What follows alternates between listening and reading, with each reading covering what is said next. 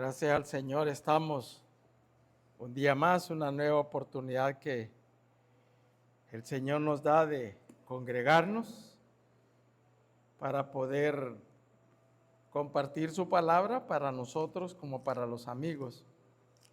Bienvenidos todos, aún los que están conectados también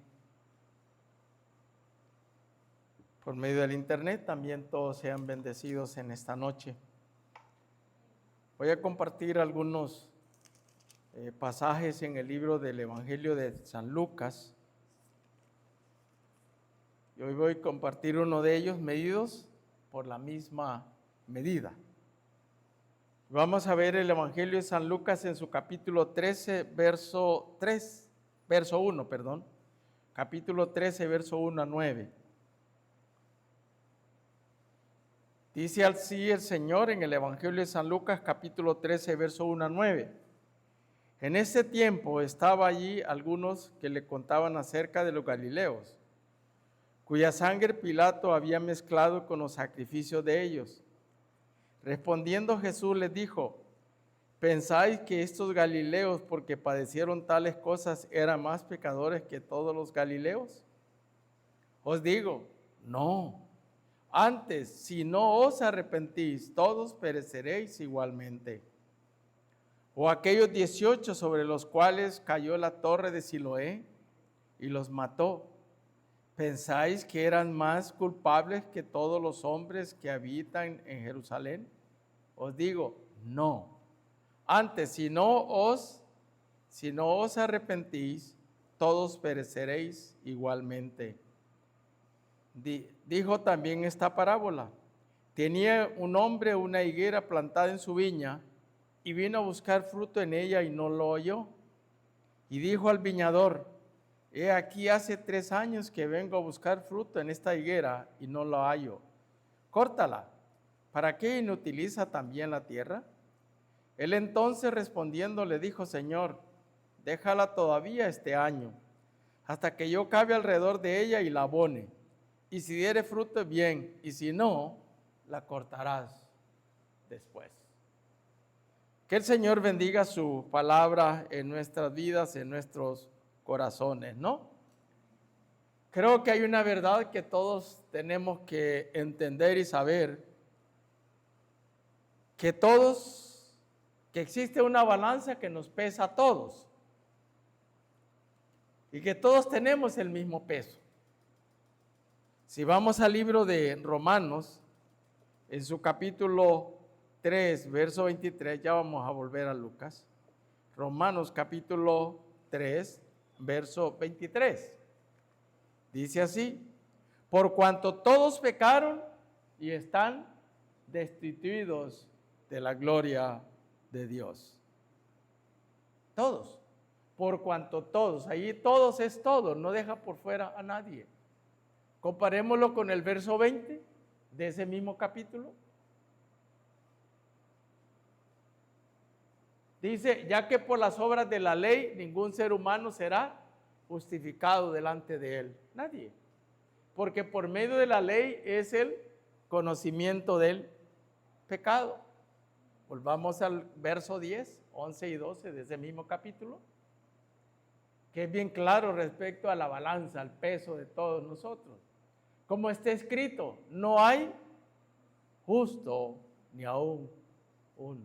No hay quien entienda, no hay quien busque a Dios, no hay quien busque a Dios. Y el 12, todos, dice, se desviaron, todos nos desviamos, por cuanto todos, ¿no? A unas se hicieron inútiles. No, otra vez no hay quien haga lo bueno. Otra vez no hay ni siquiera uno. Entonces hay una balanza en la cual todos somos pesados y todos tenemos el mismo peso, la misma condición. Hay una ilustración que ayuda a esta balanza. Dice que en cierta ocasión un profesor llevó a un grupo de alumnos a un campo, a una actividad. Les pidió a los alumnos que recogieran piedras. Unos recogieron piedras pequeñas, otros piedras medianas, otras piedras más grandes. Al finalizar, piedras diferentes, ¿no? Todos pesaron las piedras, diferentes pesos. Pero luego él saca una balanza y ve que todos son iguales. La piedra grande es igual que una piedra pequeña. La piedra pequeña es igual que una piedra mediana, porque son piedras. La diferencia es el tamaño, pero al final todos son piedras. Y ellos dijeron, bueno, pero ¿por qué? No entendemos eso. Bueno, así Dios pesa al ser humano. Podamos ser de una formación más o menos, podamos ser de un peso más o menos, podemos decir que tenemos una vida unos más honorables que otros, pero al final Dios dice todos. O sea, no importa la honorabilidad, la educación, los valores, la experiencia del ser humano. Dios pesa a todos en la misma manera. O sea, en la presencia del Señor, todos tenemos el mismo peso. Y el peso es pecadores. Y por lo tanto, pecadores destituidos de la gloria de Dios. Pecadores ajenos a los pactos, promesas dadas a la nación de Israel. Como pecadores ajenos a una bendición material y no digamos a una bendición espiritual que viene de lo alto, porque todo don perfecto viene del alto, donde proviene todo. Entonces Lucas, esta historia es bastante interesante porque podemos sacar algunas lecciones o experiencias de esta lección de esos grupos de personas que pasaron una situación adversa, no agradable, ¿no? La historia de esos señores de los Galileos, como los de la torre de Siloé. Lucas dice que había en este mismo tiempo, estaban ahí algunos que le contaban acerca de esa historia. ¿Quiénes son esos algunos? ¿Quiénes son esos algunos? ¿Cuál era ese tiempo? Para poder entenderlo, tenemos que retroceder al capítulo anterior, capítulo 12, especialmente los últimos 6 versículos o 5 versículos, a partir del versículo 54, Lucas 12, 54. Vamos a retroceder. ¿Quiénes eran esas personas? ¿Cuál era el tiempo que se estaba narrando ahí? Mire lo que dice a partir del verso 54 del capítulo 12 del Evangelio de Lucas. Dice, decía también a la multitud, cuando veis la nube que sale del poniente, luego decís, agua viene, y así sucede. Y cuando sopla el viento del sur, decís, hará calor, y así lo hace. Hipócritas, mire qué palabra tan fuerte. Hipócritas, sabéis distinguir el aspecto del cielo y de la tierra. ¿Y cómo no distinguís este tiempo? Son tales que entienden esto, aquello y lo otro, pero no son capaces de distinguir los tiempos que estamos viviendo. Verso 58. Cuando vayas al magistrado con tu adversario, procura en el camino arreglarte con él, no sea que te arrastre al juez y el juez te entregue al alguacil y el alguacil te mete en la cárcel. ¿Ve? 59. Te digo que no saldrás de ahí hasta que hayas pagado aún el último centavo, hipócrita. Distingues esto en la naturaleza, pero no puedes distinguir el tiempo en que estamos. ¿No es esa la condición espiritual del ser humano hoy en día? No logramos entender que el mundo de manera inexorable se encamina hacia la destrucción. No entiende que el continuo pensamiento del ser humano es hacer el mal. No entiende que por su desobediencia, por su rebeldía, atesora ira sobre ira para el justo juicio de Dios. ¿No entiende la humanidad eso? No logramos percibir que las señales que están escritas presagian no solo el final del tiempo o los tiempos, sino el pronto retorno del Señor Jesús. Ese era el tiempo que estaba el Señor recordándoles. Los hombres disciernen esto, pero no son capaces de discernir espiritualmente lo que va a acontecer sobre esta humanidad, sobre ellos mismos. Hoy estaba escuchando una conversación del presidente de los Estados Unidos con los astronautas y hablando de cosas de grandezas y hablando que la luna, que esto, que lo otro, que aquí, y de ahí vamos a hacer, dice, una exploración y vamos a ir a Marte. Dije yo, qué grande es el hombre en cuanto a su arrogancia, mas no sabe que es Dios el que permite y le va a poner un fin, un término a la arrogancia del ser humano. El hombre cree que es capaz de entender todo, pero al final la palabra clave allí es el 56, hipócritas. No saben distinguir aquellos como los de ahora. Quizá esa fue la situación de nosotros hace 30, 35, 40 años atrás. Igual que ellos, no podíamos entender los tiempos que estábamos viviendo. Los valores no es que se hayan perdido, es que no estamos aplicando los valores, el respeto, la consideración, la compasión, la simpatía, la empatía, perdón. Entonces, a estos vienen, volviendo a Lucas otra vez, estos vienen y le cuentan al Señor esta historia. Y la historia comienza hablándoles acerca de lo que pasó con estos galileos, cuya sangre, dice Pilato, había mezclado con los sacrificios de ellos. El segundo evento es la vida de estas personas que le cayó en el verso 4 una torre. Pero ¿qué resalta en esa referencia? Para estas personas, la tragedia de los galileos, como de la torre de Siloé, es producto de un juicio divino. Como si el plan y el propósito del Señor es destruir. Y Él dice, yo no he venido a eso. El diablo vino a matar, a destruir, a robar. Pero yo he venido ¿a qué? A dar vida. Y vida en abundancia. Entonces le están diciendo al Señor que atribuyen que los problemas de estos dos eventos es un castigo divino. ¿No lo decimos así hoy en día? No decimos, Dios te está castigando. La mano de Dios te está alcanzando. Y se lo decimos no solo a los inconversos, sino se lo decimos a aquellos que profesan la fe. No pasa, no sales porque Dios te está castigando porque estás en pecado. Así somos bien dados a cuestionar y a decir, ¿vivís o tienes un pecado oculto?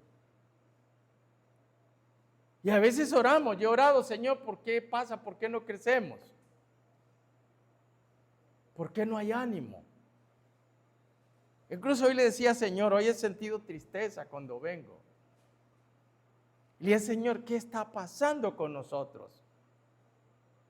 ¿Qué no estoy haciendo bien? Entonces me estoy haciendo una pregunta a mi ser interior y espero que cada quien se la haga. ¿Qué está sucediendo? Lo que sé no es que el Señor quiera castigarnos, sino algo que de repente no estamos haciendo bien. Algo no estamos haciendo bien. Entonces, ¿qué es lo que se está pensando? Que como pecadores, sin Cristo o con Cristo, viene un juicio divino. Obviamente el mal alcanzará siempre a la persona. Es una palabra, es un principio. El mal siempre alcanzará a aquel, al desobediente, al rebelde, al impío, al pecador. Siempre le alcanzará el mal. Mire lo que dice la parte B del versículo 2, igual que el versículo 4. Eran más pecadores que estos eran más pecadores que todos los galileos. El 4. ¿O pensáis que esto era más culpable que todos los hombres que habitan en Jerusalén? Es la interrogante que hace el Señor a ellos. Y aquí me encuentro con otra ilustración. Dice que en una ciudad había un hermano líder de una iglesia X, donde en ese lugar había una cantina. Hubo un tornado y la cantina fue destruida. Entonces, en su predicación del domingo, él se refirió al incidente y dijo que son pecadores y por eso vino el juicio de Dios sobre ellos. En la siguiente semana o X días después hubo otro tornado y se llevó la iglesia. ¿A qué conclusión llegó él? ¿A qué conclusión? ¿Por qué se dijo que aquel centro de esa diversión hubo un juicio? ¿Y qué fue lo que pasó entonces con la iglesia? También ellos estaban en la misma condición. De repente son eventos circunstanciales. O sea, no todo podemos pensar que es un juicio de Dios. Dios habla, Dios advierte, estamos bien claros. Y puede hablar por medio de la naturaleza, por medio de fenómenos naturales puede hablarnos. Y eso sí lo debemos de entender. Entonces, él cambió de opinión. Cambió de opinión. Dios protegerá. Y si algo pasa o algo acontece, ¿él sabe por qué? Hoy es que me encanta ese relato de Elizabeth Elliot en la BBN, hoy a las 8. Y estaba hablando de su esposo. Está hablando de su matrimonio, su esposo, cómo ellos, su sueño, cómo el Señor los unió, cuál fue el plan y el propósito.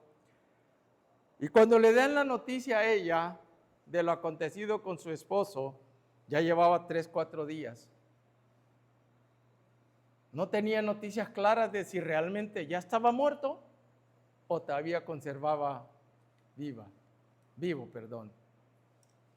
Y dice ella que a los pocos días le confirman y fue a ese lugar con su bebé de 10 meses. Eso tenía la niña, 10 meses. Y que para ella fue tan duro, tan doloroso, no solo saber que su esposo había partido, sino el darse cuenta que su bebé de 10 meses no iba a tener un padre que viera por ella. Dime.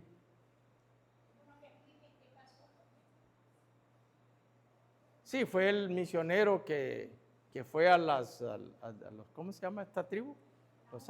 La jungla, al Ecuador. Y una tribu indígena que ellos llevaron para evangelizarlo. Ellos buscaron la forma de acercarse, tiraron cosas para hacer amistad. Ellos desembarcaron y al caer en la parte del río ahí los atacaron y los mataron a todos. A todos. La gloria del Señor fue que al tiempo, ella dice que permaneció, ¿cuántos años? 5, 10 años. No recuerdo con exactitud, 10 años después permaneció ahí, luego retornó a los Estados Unidos, que el jefe de esa tribu fue alcanzado con el evangelio. Y no solo el jefe de esa tribu, sino varios miembros de la tribu, incluso a él lo llevaron a los Estados Unidos. Él viajó allá. Entonces, Dios permitió que este hombre fracasara, diera su vida, ofrendara su vida. ¿Cómo es la frase famosa de él? Nadie puede ganar lo que no tiene. No puede perder lo que no puede ganar. ¿Cómo es la frase famosa de él? Una frase famosa. Bueno, ya sé, no quiero hablar algo que no la puedo recordar bien. Pero Entonces podíamos pensar que eso que sucedió era porque le alcanzó un juicio de Dios. No. Entonces hay ciertos eventos circunstanciales que tienen un plan, un propósito, pero no necesariamente son juicios de Dios. Riley dice, que escribe una Biblia, Riley, dice, es evidente que los informantes, refiriéndose a este pasaje, los informantes de nuestro Señor estaban inmersos en la opinión popular de que las muertes repentinas eran juicios especiales y que si un hombre moría de repente debía haber cometido un pecado especial. Dice él, nuestro Señor les hace comprender que esta opinión era un mero engaño carente de base. No tenemos derecho alguno a concluir que Dios está enojado con un hombre o mujer por el hecho de que le arranque repentinamente, le quite la vida o lo arranque de este mundo. Esa es la opinión del hermano. Entonces, el Señor dice, ¿ustedes creen que estos eran más culpables que estos otros? No, no. Entonces el Señor recalca, verso 3 y verso 5, recalca la necesidad de arrepentimiento. Dios permite eventos circunstanciales para que otros, al verlos, se arrepientan. Nos arrepintamos. Yo tuve que pasar por una inundación y tuve que intoxicarme con alimentos, de verme al borde de la muerte para reflexionar acerca de la eternidad. Dios permitió algo en mi vida para que me hiciera entender lo frágil de la vida y la necesidad, lejos de mi familia, fuera de toda persona cercana a mí. Pero no era porque Él quería un juicio sobre mí. Entonces, ciertas cosas el Señor lo permite en la vida, o para que la persona o la comunidad, la sociedad o alguien se arrepienta y venga a los pies del Señor Jesucristo. Entonces, ¿qué dice el Señor? Mire lo que dice al final. Al final dice, verso 3, os digo, estos no eran mejor o superior a aquellos, la misma medida, pecadores aquellos, pecadores ustedes. Pero mire lo que el Señor le dice, si no os arrepentís, todos ustedes que están oyendo, que están aquí, van a perecer igualmente. Y lo vuelve a repetir en el verso 5 otra vez. Os digo, no, antes si ustedes que me están hablando de esos juicios, ustedes no son mejores que aquellos, ni aquellos mejores que ustedes. Ellos y ustedes son pecadores y aquellos necesitaban arrepentirse, ojalá lo hayan hecho, pero ustedes igualmente, dice el Señor, ustedes necesitan también arrepentirse. Si no se arrepienten, van a perecer. Todos. Entonces, ese es el Evangelio. Ese es el plan y el propósito de la venida del Señor Jesús. Él vino a buscar y a salvar lo que se había perdido, lo que estaba así, a la deriva, ¿no? Él lo repite 2 veces, la misma advertencia, casi textualmente. Entonces, cuando el Señor repite 2 veces una cosa, hay que ponerle mucha atención. Como cuando dice, de cierto os digo. Si no se arrepienten, ustedes van a perecer. Ustedes van a perecer. Entonces, tienen que pensar acerca de la necesidad de una salvación. Claramente la Escritura, gracias hijo, claramente la Escritura señala o indica la necesidad de arrepentimiento. Todo lo que hacemos y seguiremos haciendo hasta la venida del Señor es diciéndole a la gente, arrepentidos y convertidos. Ese mensaje de buenas nuevas de salvación lo tenemos que seguir llevando. Eso hablaba ayer con mi hermano, ayer de la BBN, y hablábamos eso. Acerca de la necesidad de anunciar y proclamar el Evangelio.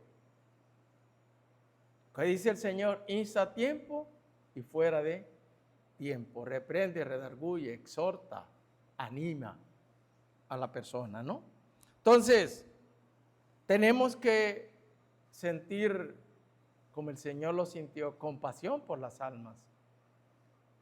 Como otros lo tuvieron por nosotros y se interesaron por nosotros, también nosotros tenemos que interesarnos por otros para que conozcan la verdad de la palabra del Señor. Me dio una gran tristeza de ver las estadísticas en nuestro país, donde la cantidad de muertos y accidentes se duplicaron en relación al 2025. ¿Cuántas personas en su afán de diversión, en su afán de un relajamiento, en su afán de salir de su rutina, nunca se imaginaron que ese era su último viaje y de ahí partieron? La pregunta es, ¿cuántos de ellos realmente se habrán puesto a cuentas con el Señor? Y el enemigo feliz porque son almas que le van a hacer compañía en aquel día. Entonces las consecuencias es, si no se arrepienten, dice, todos ustedes van a perecer. Todos ustedes.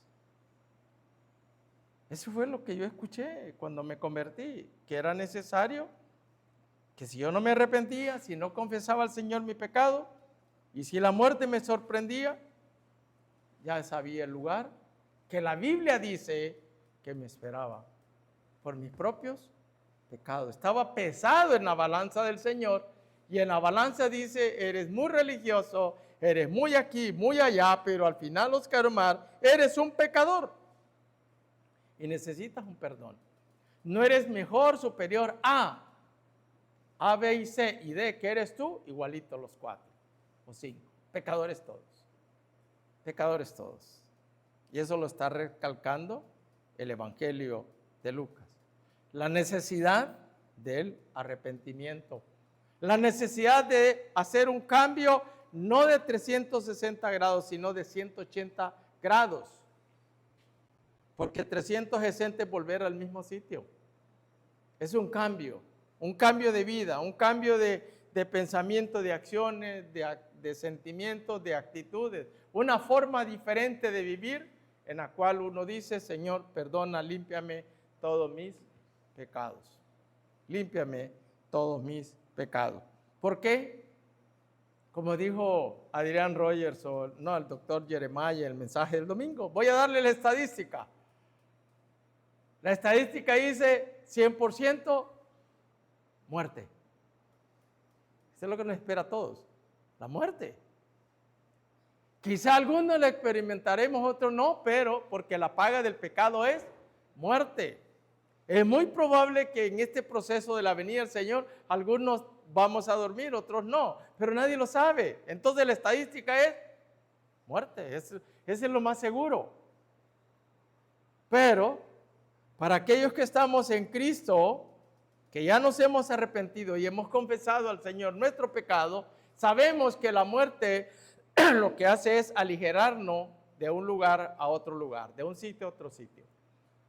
Es llevarnos un día, a la presencia del Señor. ¿Creemos eso? ¿Creemos eso acerca de la muerte? ¿Que nos puede ocurrir a todos?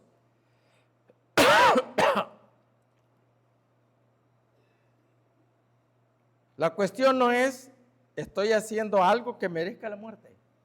¿Cree usted eso?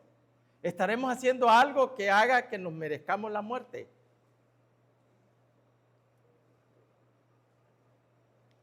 Si la paga del pecado es muerte, y si no nos arrepentimos, pues al final eso es lo que va a pasar, ¿cierto? Por eso es necesario nacer 2 veces para morir una sola vez. Porque el que nace solo una vez va a morir 2 veces. Una muerte física, una separación de su cuerpo, de su alma, y una muerte segunda, que es la separación total de estar en la presencia del Señor. Entonces, es necesario ver las consecuencias y contemplar lo que es la justicia de Dios. La justicia de Dios, hay un verso clave que me dice que el Señor no pasará por inocente al que es culpable. ¿Puede alguien decir yo no soy culpable, yo no era culpable? ¿Podría alguien de los que están escuchando decir no, yo no soy culpable? Cuando ya me dice la sentencia, por cuanto todos pecaron, Romanos 3, 23. Y lo vimos en el verso 20, el verso 10 al 12 del capítulo 3 de Romanos. Todos pecamos. Entonces, todos estamos en la misma situación. Debemos devolvernos nuestra mirada al Señor. Y aún como creyentes, si pasan algunas circunstancias, no pensemos que necesariamente es un juicio, quizás es una llamada de atención. Piensen en lo de Job. Piensen lo que le pasó a Job. En un solo día perdió los hijos, los bienes, todo lo perdió en un solo día. Y de paso una enfermedad y para rematar una mujer fatua necia, como dice la Escritura. Y el testimonio del Señor dice que Job era un hombre temeroso de Dios, apartado del mal, que ofrecía todos los días un sacrificio a Dios por si alguno de sus hijos había ofendido al Señor. Ese era, y le llegó eso. ¿Por qué? Él no sabía que estaba siendo probada su fe por la instigación del maligno. Al final, Dios lo bendijo, la fe de él lo mantuvo. Hay otra figura que sale ahí, que es la figura de la higuera, verso 6. Un hombre tenía una higuera plantada en su viña. Y la higuera, símbolo de Israel, la higuera primero me hace ver que es necesario que dé frutos. Pero aquí vemos una planta que no da fruto. Dice al final del verso 6, y vino a buscar fruto en ella y no lo halló. O sea, no había frutos. Como queriendo decir que no había una identidad, una pertenencia, una relación entre el pueblo y su creador. Entre el pueblo y su Salvador. No había frutos. Porque ¿qué le dijo Juan a la nación de Israel? Cuando vinieron a él, ¿nosotros qué haremos? ¿Qué le dijo Juan Bautista? Haced pues frutos dignos de arrepentimiento. Si roban, ya no sigan robando. Si extorsionan, no extorsionen. Si mienten, ya dejen de mentir. Cambien. Que haya un cambio de actitud en ustedes. En las escrituras en el Antiguo Testamento, no. Se comienza con el plan y propósito de Dios con Israel. En el Nuevo Testamento, otra vez, Israel. Luego va a haber un espacio, que es la iglesia, pero luego Dios volverá a tratar con Israel, ¿no? Entonces, la higuera no es solo una imagen, de Israel, sino también va más allá. La imagen de aquellos que han recibido la bendición de ser parte del pueblo de Dios, pero que necesitamos dar frutos dignos de arrepentimiento. ¿Por qué frutos? Porque mire la posición de la higuera, de esta higuera. ¿Dónde estaba la higuera? Tenía un hombre una higuera plantada en su viña. O sea, no era una planta silvestre, estaba en un patio, en un lugar. Recibía los cuidados del viñador. Estaba en buena tierra. Tenía agua necesaria. Por lo tanto, si tenía el cuidado del agua y el cuidado necesario, era necesario que diera frutos. Pero aún con todo eso, no dio frutos. Que de nosotros también. Puede ser que estemos rodeados, colmados de muchas bendiciones, materiales y espirituales, pero no estamos dando un fruto para el Señor. Cada quien debe saber qué clase y qué calidad es mi fruto para con el Señor. Así como Israel. Puede pasarnos eso. Entonces, al no haber fruto, mire lo que le dice al viñador el Señor, como el padre con el hijo platicando. Imagínense ahí, solo ilustrándolo. He aquí hace 3 años que vengo a buscar fruto en esta higuera. ¿Saben? La higuera es una de las plantas que da frutos, en mi investigación, que da frutos 2 veces al año. Y si ya tiene 3 años que viene a buscar fruto, ¿cuántas cosechas no han habido? 6, ¿verdad? ¿No cree que es bastante? ¿Qué me quiere decir eso? Tanto para Israel como para nosotros, la iglesia, si hiciéramos aplicación para la iglesia, Dios es paciente y quiso y quiere que su pueblo dé frutos. Es paciente con ellos, pero también con nosotros quiere que también demos frutos. Porque si no, dice, la corten. ¿Por qué creen que es correcto estar gastando mi tiempo, mi fertilizante, mi agua, ocupando un espacio y no encontrar frutos? ¿Creen que es correcto? Yo he tenido plantas en la casa que no dan frutos y las he tenido que cortar. ¿Para qué voy a tener algo que no me da fruto? Estoy hablando de plantas frutales, ¿verdad? Si no da fruto, ¿para qué tener algo que no da fruto? Imagínense usted y yo, si no damos el fruto adecuado, el fruto que el Señor quiere para con nosotros, la paciencia del Señor se puede agotar. Dime. Se le dé un tiempo. Uh-huh. Sí.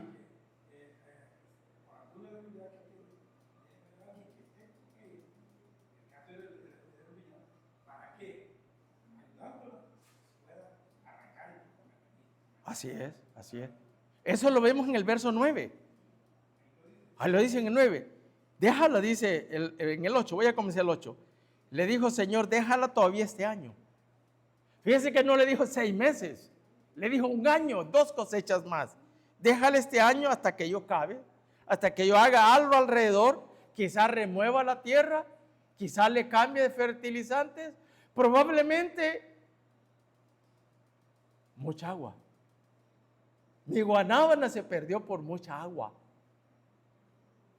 El agua la mató. El agua saben que nos puede salvar, pero también nos puede matar. También las plantas, el exceso de humedad las puede matar, ¿no? Entonces lo que decía mi hermano, ¿no? Déjalo 1 año. Con esa condición, verso 9. Y si diere fruto, bien. Vamos a darle una oportunidad, vamos a abonarle, vamos a hablar, vamos a explicarle la palabra, vamos a hablarle de los estatutos, mandamientos a la iglesia. Vamos a darle más enseñanza, más pastos mejores, más verdes, más frescos, más saludables, más fuentes de agua, más ánimo, ¿cierto? Para que hayan frutos. Mi esposa oró por nosotros, los líderes. Creo que una responsabilidad es de nosotros, los líderes. Personalizado, así es.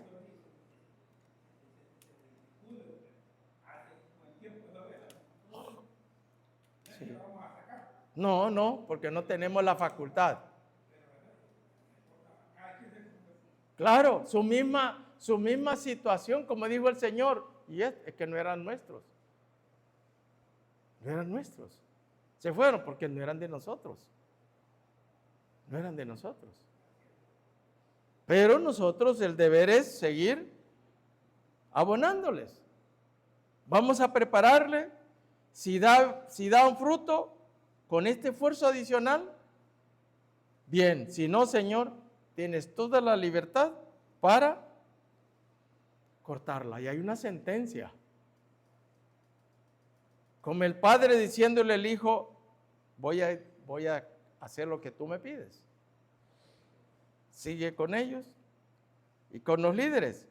trabajen con ellos para ver si hay frutos. Es probable que necesite una poda. Es necesario animarles a quitar ciertos malos hábitos, malas costumbres. Pereza, el ocio. El ocio.